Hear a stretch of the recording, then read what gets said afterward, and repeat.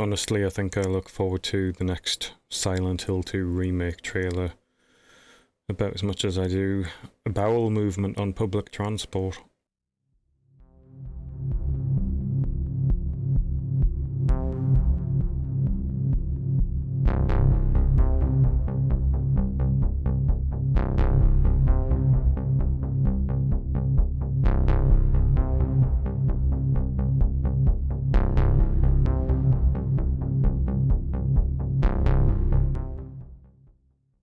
Hi, well, we've had another Silent Hill 2 remake trailer, and this time it's the gameplay.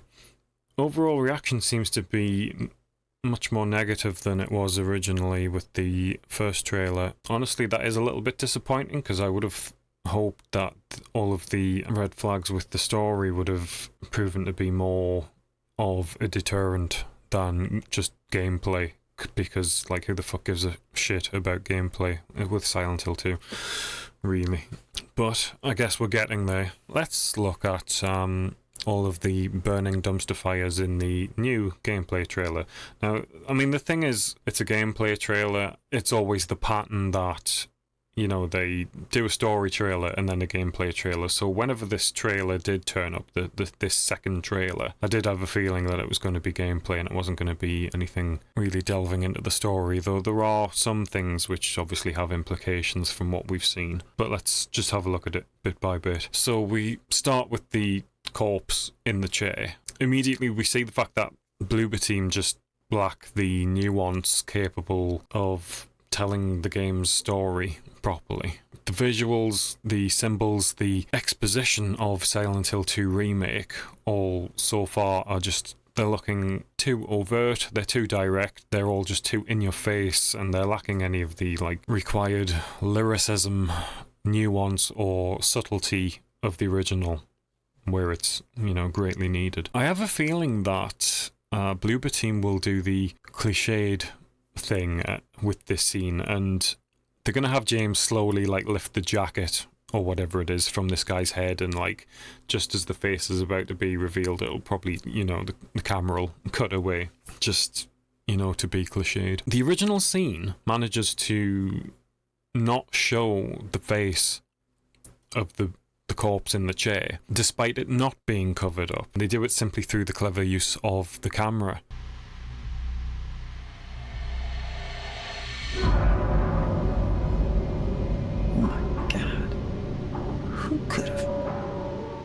And it's hilarious to me that Bloober Team weren't able to come up with something to match that technique, just with like clever camera use, and instead had to literally cover the corpse's head. Right, okay. And then we get the quick shot of the Death's Head Hawk Moth. Ever since Silence of the Lambs, that's become a bit of a cliche. Yeah, sure, the original game features like moths and butterflies and stuff as basic transformative symbolism, and we see them in the apartment building in that room with the hole in the wall.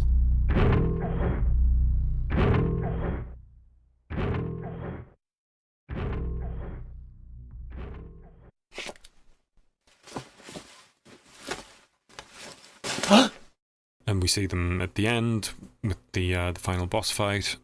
But that they were simply moths and butterflies was symbolism enough. That whole, you know, transformative state. So naturally, let's just stick that, you know, cliched moth with the fucking skull on it in our remake, because, you know, skulls and death and shit. So yeah, so there's that.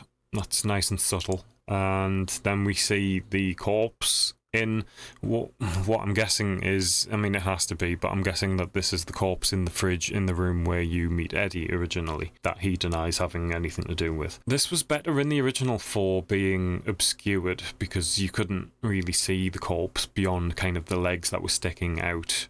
The door was in the way and you couldn't angle the camera to get a better look, and that was creepier to be honest. It left more to the imagination. I mean, a similar event occurs in Silent Hill 3 when you reach the construction area. There's a part where you hear just footsteps on the floor above you in what is basically an empty like building which is like under construction. And when you do go up to the upper floor, I don't think there are any enemies there or anything. It's just like an empty floor. And then you're looking around, and if you explore it properly, you'll see a section of the wall which is slightly different than the rest. And then if you go up and break that wall, you'll find there's a corpse kind of like immured into the wall, but you only really break the bottom part of the wall, so you just see the feet, like the legs of this corpse that's standing there, like kind of behind the plaster work. That was really creepy, purely because it's only the feet that you see, and you're like, oh god, there's someone in there.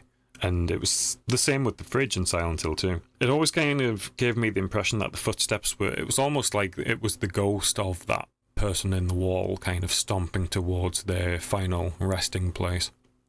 And that was always like really cool. And another one of my favourite creep out moments in Silent Hill 3, the hand at the window. Silent Hill games used to do this a lot, where they'd like show just like kind of a body part, and you wouldn't be able to see like the majority of the body. There'd just be something like this hand reaching out of like the darkness, and it was very effective. Similar to like the lady of the door from Silent Hill 2, I always found that really good, because it's like, obviously it's a painting of a woman on the door, but then the hands are like 3D and sticks out from the door, kind of like a mannequin arm, and the whole point is you need to put like rings on the fingers to unlock the door. What's hilarious to me here is the fact that, because this, I mean, yeah, graphically it looks cool, but like, just there's no nuance or subtlety about it. And what I find funny is the fact that Bloober Team probably think that, oh well, the head's covered, so like it's almost like we're achieving the same effect, and no, you haven't. It's just another example of Silent Hill 2 Remake just being way too overt with its details. My personal favourite touch is like the Instagram filter that we get at the end with the zoom in shot. It's also worth mentioning probably that like we're like 5 or 6 seconds in, and like the trailer is already kind of repetitive because we've seen like 2 bodies, and I think, I don't know, if I was in charge of a trailer like that, I probably would have noticed that, and I probably would have been like, we need to pace this a bit better, and we probably don't, we want to be kind of not repeating things and have a bit more suspense than this. But I don't know. The clock room, it just, and the hallways in the apartment building, they just seem really too well lit.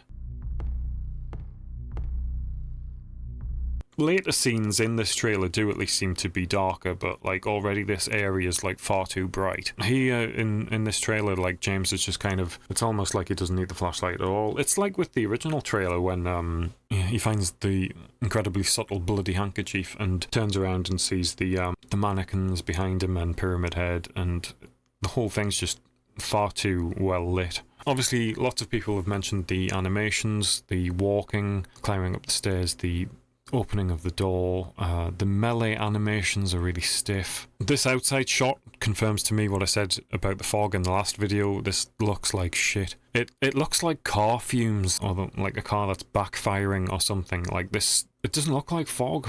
And I mean, maybe Bloober Team have made some like sort of creative executive decision. Maybe this isn't just simply ineptitude, and maybe they've made some stupid decision to try and be clever and have the fog be more like some sort of noxious miasma that is representative of Mary's blackened lungs. I don't know, like she was a chain smoker or something. But no, Bloober Team, thank you. Just make fog, you know? Don't get any bright ideas. I don't know why the hell you're making the fog look like this. And then we get a shot of the bureau puzzle.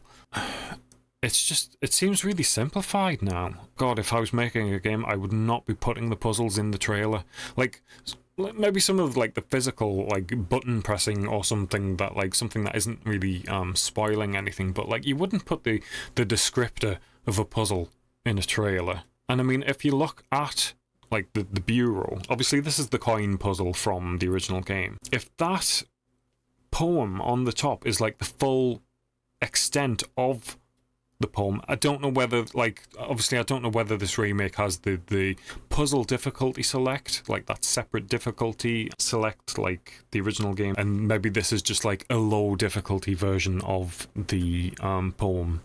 Don't know. But if that really is the full extent of the puzzle, of the riddle that you need to work out where the coins go, then it's missing a lot of obfuscation of the original, because it's just too short. Like, the original riddle was like, at least from what I remember, was like at least 5 pages long, and that leaves a lot of space to like misdirect the player and confuse them as to where the coins could actually be, because you make them second guess themselves, and you write the riddle in such a way that obviously you're trying to make it like difficult to place the coins. Obviously, like, a cheap shortcut to doing that is to just make the riddle longer. So it is kind of disappointing to see that the riddle is like this short, if that is the case. And because I can't imagine that like this game just doesn't have puzzle difficulty levels, and that would actually just be, regardless of the difficulty level that you're playing on, like that is just the one riddle for this coin puzzle this time around. It wouldn't surprise me. Like, I don't know if the language used, because I mean, let's be honest, like, obviously the writing of this is nowhere near the original. I don't know if this new riddle is going to be anywhere near as lyrical as the original was.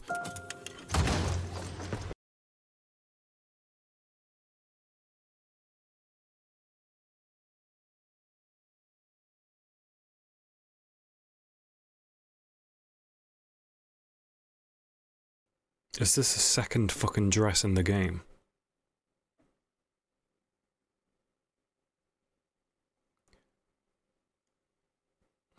You've added a second one. Okay, so this I find a bit concerning, because on one hand we are very deliberately shown a wardrobe with this dress in it, and then later, of course, we do see the typical scene with the flashlight and the mannequin, albeit in overall darkness, which means that either the dress on the mannequin isn't Mary's, and it is now this dress in the wardrobe in this big moment of ceremony, which kind of defeats the purpose of the original scene. Or the dress in the wardrobe is some sort of red herring that you've added in when there should only be one dress in the game. Okay, so here's the thing. This seems to be like some sort of like elaborate wardrobe with a dress in it, and to me that suggests that this is how we discover Mary's dress, because there's only really one dress in Silent Hill 2, and it's Mary's dress. If that's the case, if like we do this puzzle thing to unlock this wardrobe or whatever it is, whatever these doors are, and it's like, here's Mary's dress, then I honestly think that they've changed the reveal of that for the worse, and they're making too much of a point of it. I mean, in the original, Mary's dress is obviously, it's found on the mannequin where you pick up the flashlight.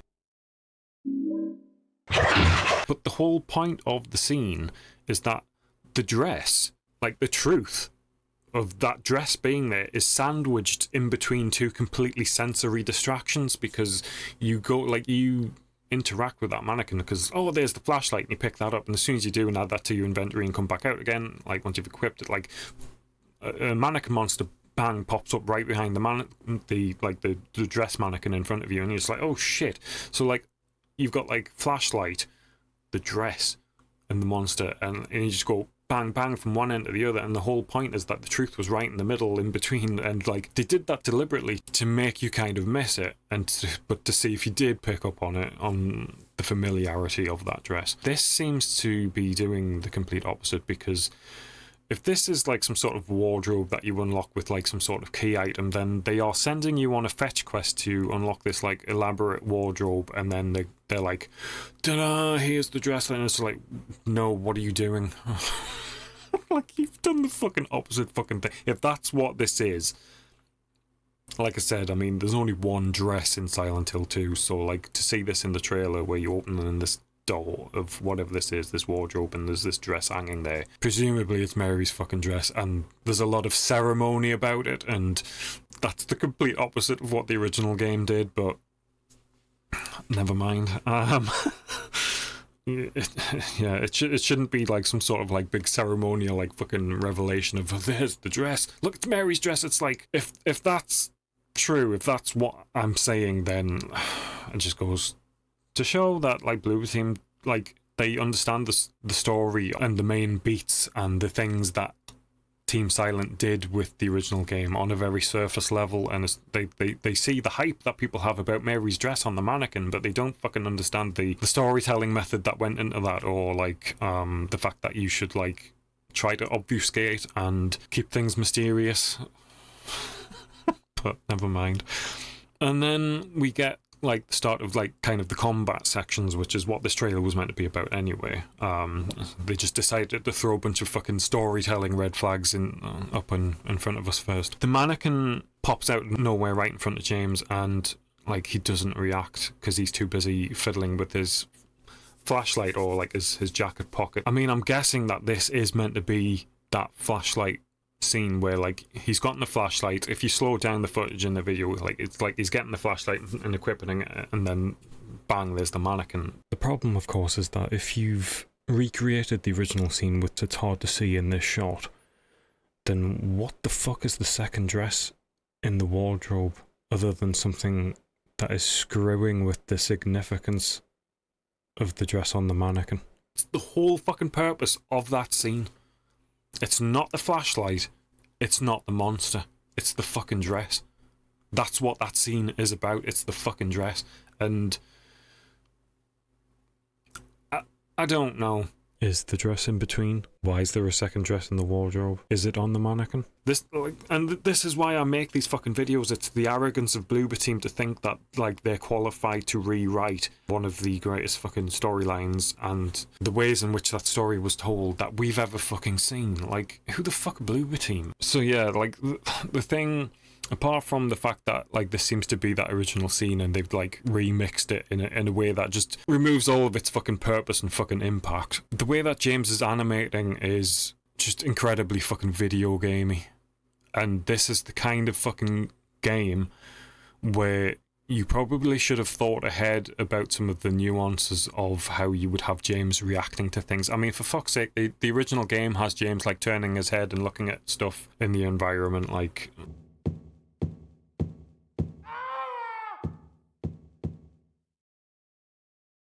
I don't know, like a med kit on the floor or something like that. Already, this game seems to be showing just idle video game character James not really reacting to his environment. Like, if I had done this scene, let's pretend, like, let's just not, like, let's forget about all of the stuff with the dress and everything. If I just did this scene, I had to work with this on paper. James puts his flashlight in the jacket and then the mannequin pops up. I probably would have developed it or designed it with James's reaction to that in mind. He should be instantly startled, but like he's too busy doing like a video game animation. Like, this is the kind of game where no, you have to go the extra mile with James, like reacting to stuff around him. The scene, it's just like the mannequin thing just pops up and there's no impact because James is just like, oh hey, you alright? What the fuck, man? Yeah. Never mind. I mean, like, I forget the name. They do have like just kind of like very kind of idle environmental animations and things, like when Nathan Drake like gets too close to like a cliff face and like and puts his hand up against it, like just because you've moved too close to it, so he kind of reacts to it, or things that like games started doing with like waist high cover and like where they maybe start to put the hand on top of it before you hit the button to mantle it or something like that. James should be doing, ideally in a remake of Silent Hill 2, James should be doing similar kind of environmental things, just with like fucking shit that's just popping out. He should probably be reacting like before even maybe you do, just for the sake of making it immersive, but having the mannequin kind of like pop up in front of James and he's just like dead-eyed, like staring into the distance because he's too busy fiddling with his biro pen or whatever the fuck he's doing, then I don't know.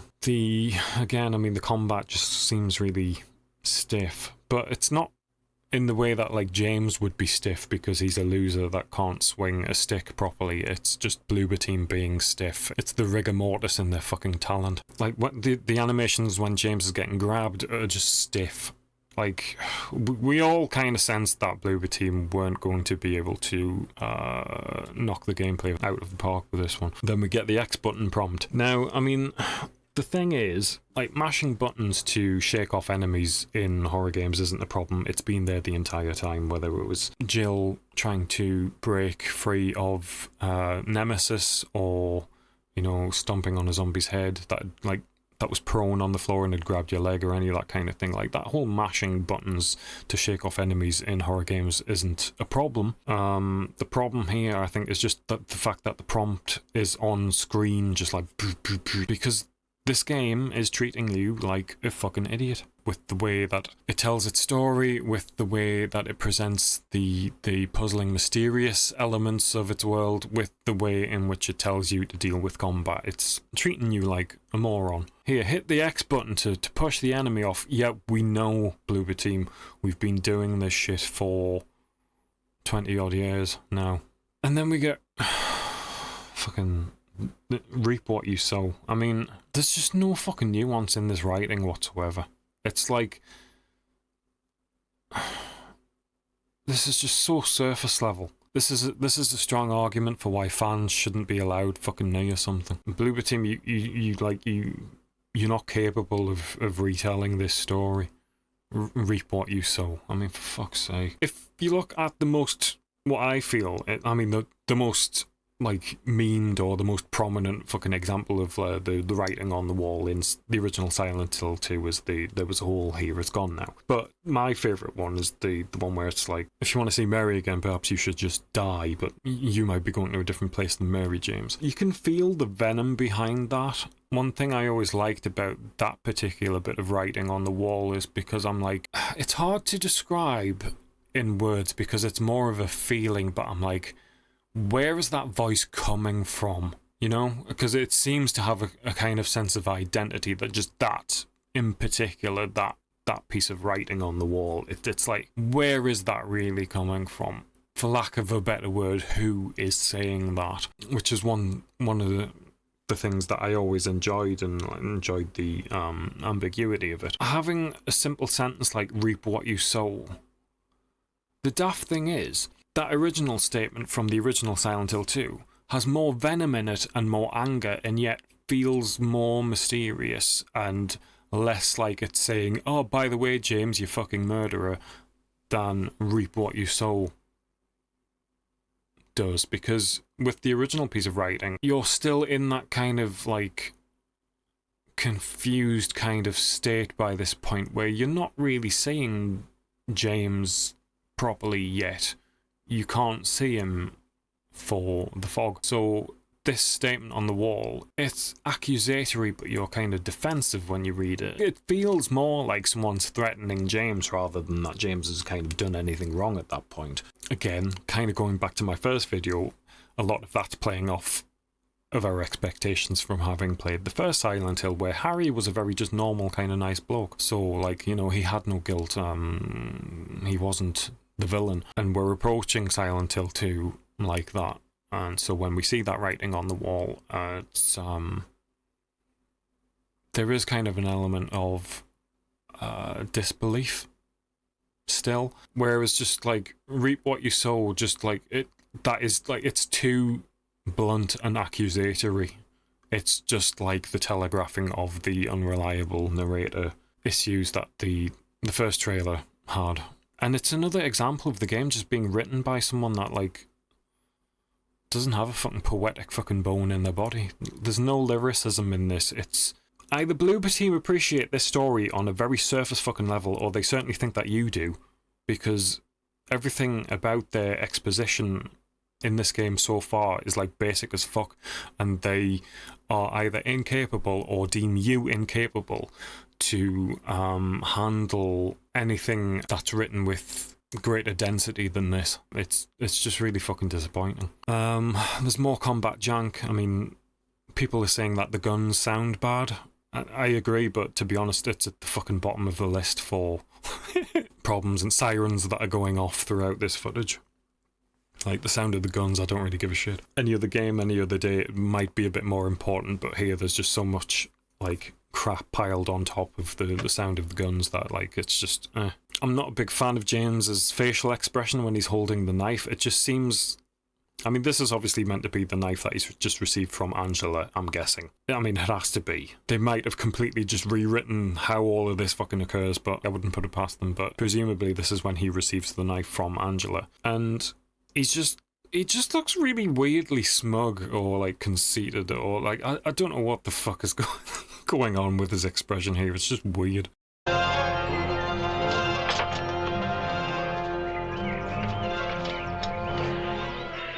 Garbage day! Huh? No!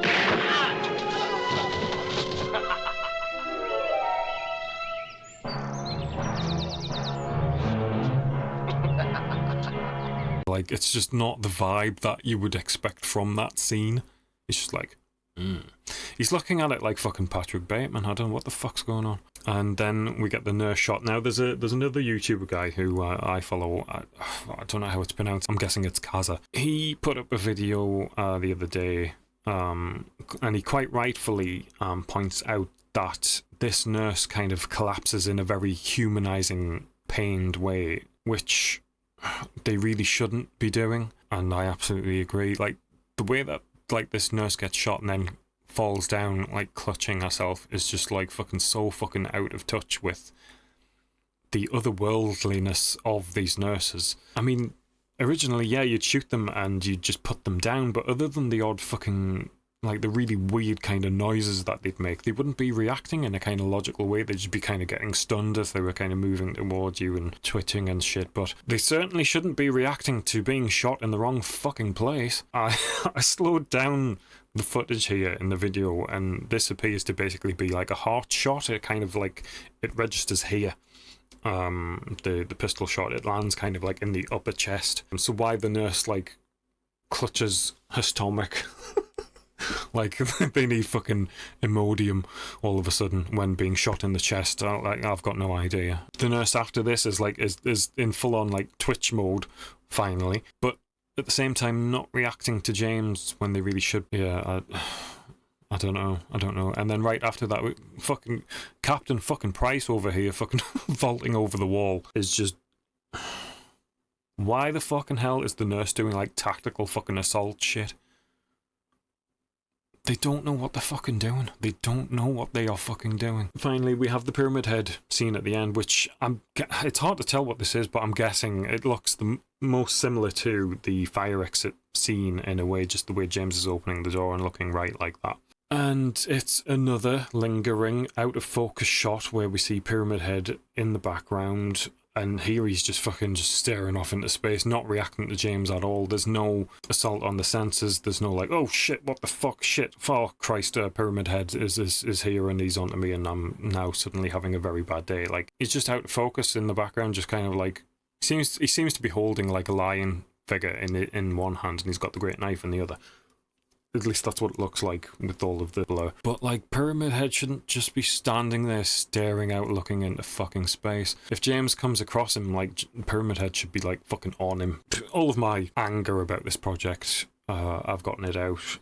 The weary disappointment remains until this game releases. When it does, I do think that the review scores they'll vindicate the things I've been saying. I will react to whatever media it pumps out. Once it's released, I can let it go and then I'll never talk about it again. There was one comment on my last video, like, and this is the thing before I go into this, there were a couple of comments where people were like, oh, I bet, like, you would, like, delete this comment and block it and stuff. I haven't even downvoted a single negative comment on my last video because you are perfectly entitled to your opinion about my video and I will not censor it. I don't believe in that.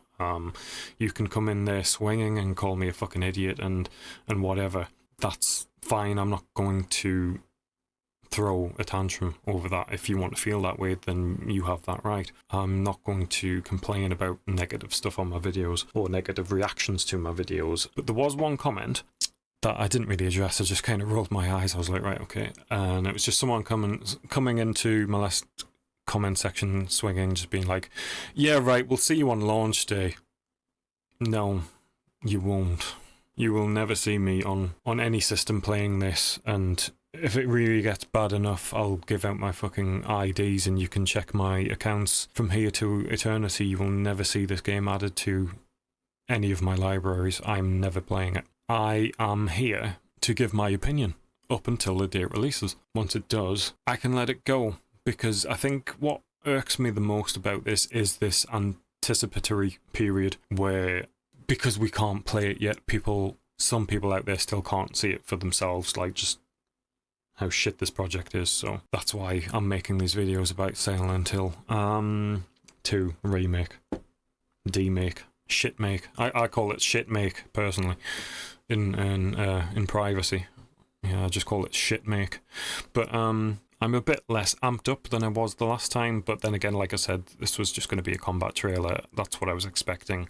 They did still manage to throw a few fucking clangers in the first half of this trailer, but it is to be expected. That's what I honestly saw in the trailer. Like, I've got a bullet point list here, which, you know, I'm not going to pretend like I wasn't reading some notes of about 19 things where I was just like, yeah, I watched it like one time and I was like, well, clanger. Bloober Team should never have been involved with this project. The thing that pisses me off the most is just that they have the arrogance to think that they can do it justice. They really don't have the jam, as Bret Hart would say. They don't have the talent for it, so never mind. If they do another trailer, I'm sure that it'll probably be like a pre-launch trailer. But I mean, this is the fucking thing. Like, a lot of people were expecting this game to be out by now, and Bloober Team have said on social media that the game's finished and it's ready to ship, and it's just up to Konami to do something about it. But like, let's be honest, I don't think they're stupid enough to look at Bloober Team's project and think that it's ready to just drop. Like, I think even Konami know. And I mean, let's be honest, does anybody out there, honestly, regardless of how open-minded you are about this remake, does anybody out there honestly think that this is going to be better than the original game? I doubt it. In which case, now some people are able to make peace with that, and they're like, oh, I just want a more modern version where, like, you know, the controls and stuff are updated a bit, and I can, you know, play it on my modern systems and stuff. And I'm just like, that's not good enough for me, to be honest. If this game puts one foot wrong, and it's putting plenty wrong so far, then it's not good enough for me. It's not like RE2 Remake, and as I pointed out in the last video, like I don't know if they think that, like, just making it like an over-the-shoulder Resident Evil 2 Remake, like, third-person shooter is the blueprint for success, and that's all they need to do, but it's really not. Nobody that really loves the original game gives a flying fuck about its combat, let's be honest. We don't care. The combat was kind of there in spite of what we loved about the game. It's not really a core selling point of the original game, so making a remake where the main focus of what you're doing is just updating the combat, it's not really a net positive. Like, it's just fucking irrelevant. It's not like RE2 Remake where, and don't get me wrong, we all have our own perspectives on that game. Personally, I like it quite a lot, but I absolutely agree that it has issues with its storytelling. But of course, RE2's story is not Silent Hill 2's story. But with RE2 Remake, like, that gameplay is what I want from Resident Evil, to be honest, and that's probably going to be the only example of a Resident Evil that ever really plays like that, because RE3 Remake doesn't, because it lacks all of the backtracking and everything. So because RE2 Remake kind of upgraded the gameplay from the original, like, I can look past shortcomings with the storytelling because I just enjoy playing it so much. Like, there's no room for error with a remake of Silent Hill 2, so it's not the same kind of situation. So why the hell either Bloober Team or Konami think that they can just Resident Evil the shit out of Silent Hill 2 for the modern audience, I don't know, because the combat, like I said, nobody that loves the original game gives a shit about the combat in that game. Let's briefly talk about the combat in the original Silent Hill 2. It's a bit janky. For a horror game, it's very easy. it's barely a survival horror game, let's be honest, in terms of the resource management and everything. So, like, we play that game for its story and its atmosphere and the characters in it and the visual effects and things like that. But, like, why the hell you would think that modernizing the combat for a remake would suffice, I don't know. Like, it's like the story of the original is like up here, and then like the combat's like it's here. It's passable. It's not like something. It's not like Fear or something where the combat's like amazing, but it's passable. It's fine. And it's like in the remakes, like they took the combat and they raised it a little bit by making it like an over-the-shoulder third-person shooter, even though it looks very janky. But then they took the storyline and they dragged it down to this level. And like, yeah, that's not good enough. Sorry. Whatever trailer they come out with next, I'm sure it'll be full of the same problematic signs. And I'll be here to point them all out fastidiously, because that's just what I enjoy doing, I guess. Anyway, thanks for watching this, and I'll no doubt see you soon. I do acknowledge the fact that I've uploaded that main Silent Hill 2 video and then I kind of disappeared. My day job and everything has just been kind of crazy the past 2 months. I have been slowly working on a video about RE2 Remake in the background, but I don't know when that'll go up. So fortunately Bloober Team came in and they swooped down and saved the day and allowed me to quickly rant about something, provided me with an upload. So thank you for that, Bloober Team. But I'd also like to talk a little bit about Deus Ex, very briefly, and that whole situation, and probably Tekken 8 and some other things as well. So hopefully I can have another short little rant soon and just talk about some other stuff. But until then, like, nothing has changed with Silent Hill 2 Remake. See you later.